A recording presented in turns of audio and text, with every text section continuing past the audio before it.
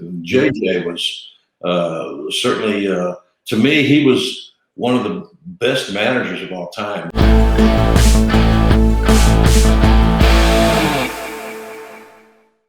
Hey, what's going on, everybody? It's Dr. Chris Featherstone here for yet another episode of Inside SKoop. I am here with my guy, the referee of referees, ladies and gentlemen. They like to call him Nick Patrick. How are you tonight, sir? I'm doing great. How about yourself?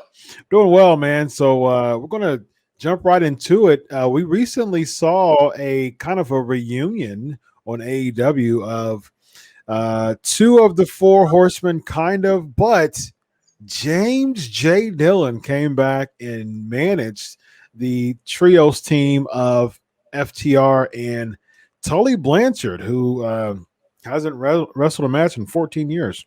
Yeah, that was a shock.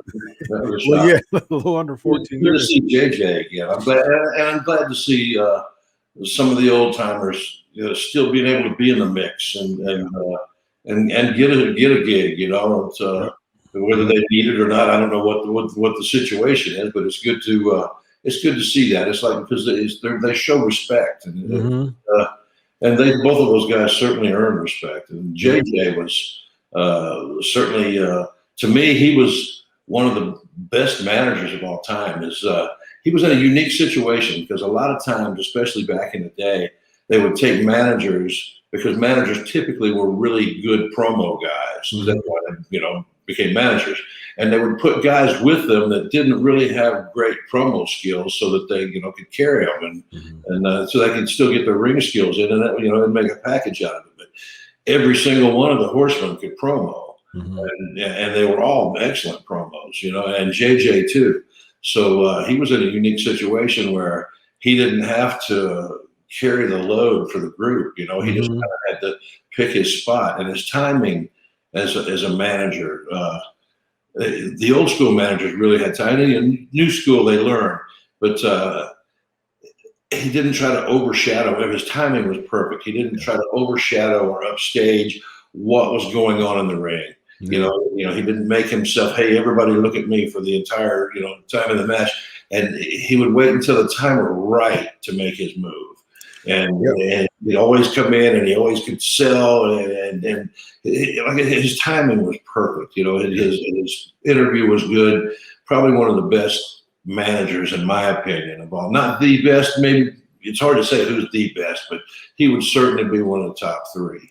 I agree. To me, JJ Dillon, who will be 79 years old in the summertime, which is wow. Yeah, he's the one that.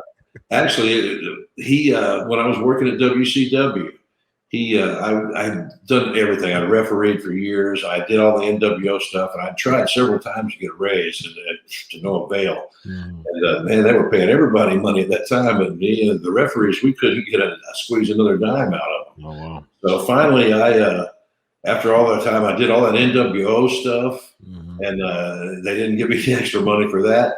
And so I came to JJ because I knew that they were agent short, and they were running. Arn Anderson was agent. They were running him to death. He didn't get a day off because they didn't have a lot of agents. So I knew with my experience, and I helped as a ref with most of the finishes that I worked with and matches that I worked with. I would kick in contributions, ideas for finishes, so they knew that I could do that. So I made the pitch to become an agent when I was at WCW.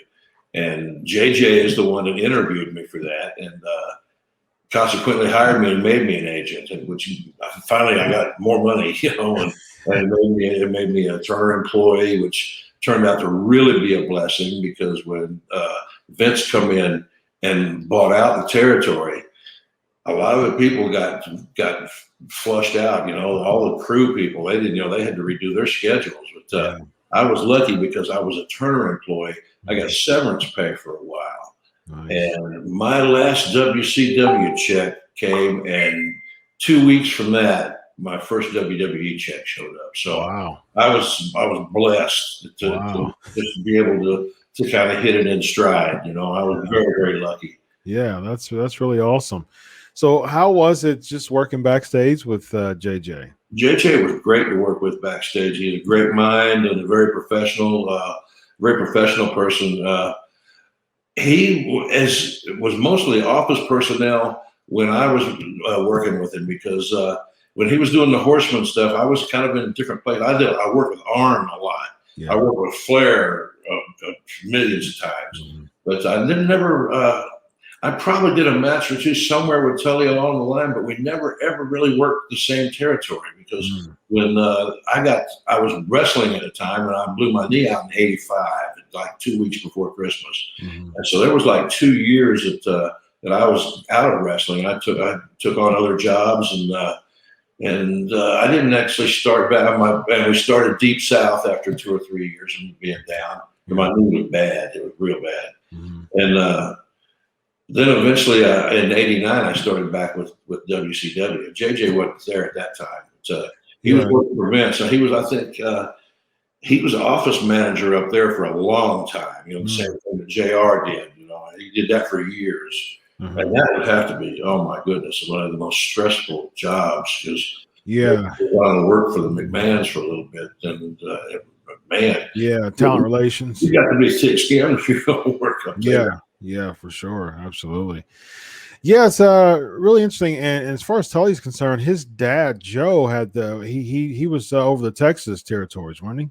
Yeah, he was a great guy. He ran San Antonio territory back in the day. And I actually got to meet him some back with WCW. He had a couple of rings, and whenever we'd go to South Texas, they'd use his rings. He'd come around. Joe Blanchard was a really, really nice man.